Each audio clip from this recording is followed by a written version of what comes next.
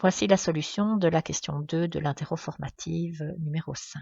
Vous avez les trois fonctions qui sont reprises ici, donc la fonction sinus x, la fonction cosinus x et la fonction tangente x, et on vous demande de donner un certain nombre de caractéristiques de chacune de ces fonctions. Donc commençons par la première. Où sont les asymptotes pour la fonction tangente x? Les asymptotes, ce sont les valeurs de x où la fonction n'existe pas et où elle se rapproche de plus en plus d'une droite verticale au niveau du graphique. Donc là, on voit qu'il y en a pas mal.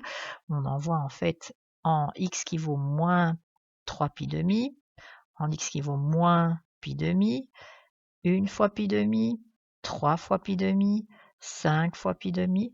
Donc en fait, on voit que les asymptotes se trouvent à la position x est égal à pi demi plus k fois pi, avec k qui appartient à l'ensemble des entiers.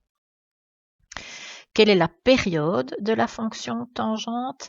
La période de la fonction tangente, c'est la distance qu'il y a au niveau de l'axe X entre deux motifs qui se répètent. Donc ici, on voit que cette distance, c'est pi.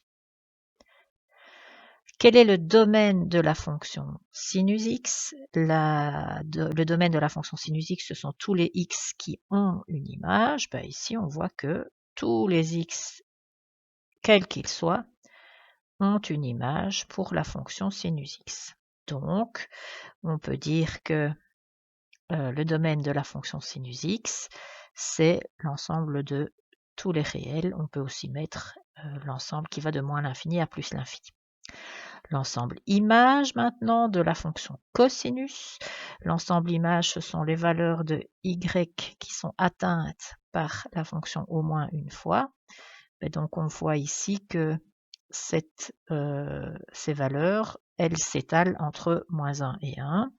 Donc l'ensemble image de la fonction cosinus va de moins 1 jusqu'à 1.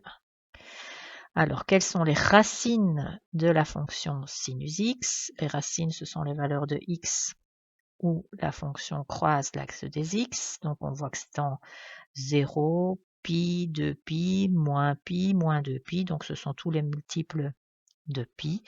Donc, on va dire que les racines de la fonction sinus x sont à toutes les positions qui sont des multiples de pi. K fois pi, de nouveau k appartenant à l'ensemble des entiers.